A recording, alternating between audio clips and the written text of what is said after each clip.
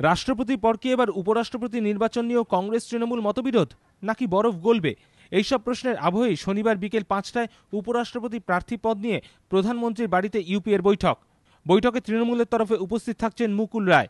বর্তমান উপরাষ্ট্রপতি হামিদ আনসারিকে ফের মনোনয়ন দেওয়া নিয়ে তৎপরতা শুরু করে দিয়েছে কংগ্রেস। কিন্তু বুধবার প্রধানমন্ত্রী ফোন করলে তাকে মমতা বন্দ্যোপাধ্যায় স্পষ্ট জানিয়ে দেন হামিদ আনসারিকে তৃণমূল সমর্থন করবে না। উপরাষ্ট্রপতি পদে তাঁর পছন্দের প্রার্থী পশ্চিমবঙ্গের প্রাক্তন রাজ্যপাল গোপাল কৃষ্ণ গাঁধী। তৃণমূল সূত্রের খবর, শনিবার বৈঠকে কংগ্রেস হামিদ আনসারির প্রস্তাব করলেও মুকুল রায়ও তৃণমূলের পছন্দের প্রার্থী হিসেবে গোপাল কৃষ্ণ গাঁধীর নাম বলবেন। একদিকে গান্ধীজির প্রপৌত্র, অন্যদিকে অরাজনৈতিক ব্যক্তিত্ব ও স্বচ্ছ ভাবমূর্তি, এমন ব্যক্তিকেই উপরাষ্ট্রপতি পদপ্রার্থী করা ঠিক হবে বলে যুক্তি খাড়া করতে পারেন তৃণমূলের সর্বভারতীয় সাধারণ সম্পাদক। গোপালকৃষ্ণ গান্ধীকে প্রার্থী করা হলে তৃণমূল এআইডিএমকে বিজেডির সমর্থনও পেতে পারে। দলীয় সূত্রের খবর, জয়ললিতা, নবীন পট্টনায়করা গোপালকৃষ্ণ গান্ধীকে সমর্থন করবেন বলে দলীয় নেতৃত্বের কাছে বার্তা পাঠিয়েছেন।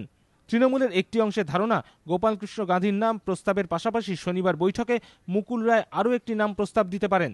কংগ্রেস হাইকমান্ডের কাছে তিনি বার্তা দিতে পারেন, গোপালকৃষ্ণ গান্ধীকে উপরাষ্ট্রপতি পদে কংগ্রেস সমর্থন করলে রাষ্ট্রপতি পদে প্রণবকে সমর্থন করতে তৃণমূল রাজি।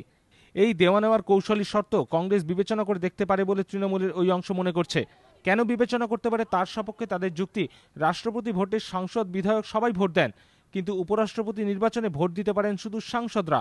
এই পরিস্থিতিতে রাষ্ট্রপতি ভোটে ইউপিএর জয়ের রাস্তা অনেকটাই মসৃণ। কিন্তু যেহেতু রাজ্যসভায় ইউপিএর থেকে এনডিএর সংখ্যা বেশি, তাই তৃণমূলও যদি মেকে বসে, সেক্ষেত্রে উপরাষ্ট্রপতি নির্বাচনের লড়াইটা কংগ্রেসের পক্ষে কঠিন হয়ে উঠতে পারে। তৃণমূলের অপর একটি অংশের মত, মমতা বন্দ্যোপাধ্যায় কোনো অবস্থাতেই প্রণবকে সমর্থন করবেন না। আর সেই কারণেই উপরাষ্ট্রপতি পদপ্রার্থী নিয়ে ইউপিএর বৈঠকে মুকুল রায়কে পাঠালেও রাষ্ট্রপতি ভোটের আগের দিন সোনিয়া গান্ধীর ডাকা নৈশভোজের আমন্ত্রণ প্রত্যাহার করেছেন মমতা বন্দ্যোপাধ্যায়। এই পরিস্থিতিতে শনিবারের ইউপিএ বৈঠক নিয়ে রাজনৈতিক মহলে আগ্রহ তুঙ্গে। এবিপি আনন্দ।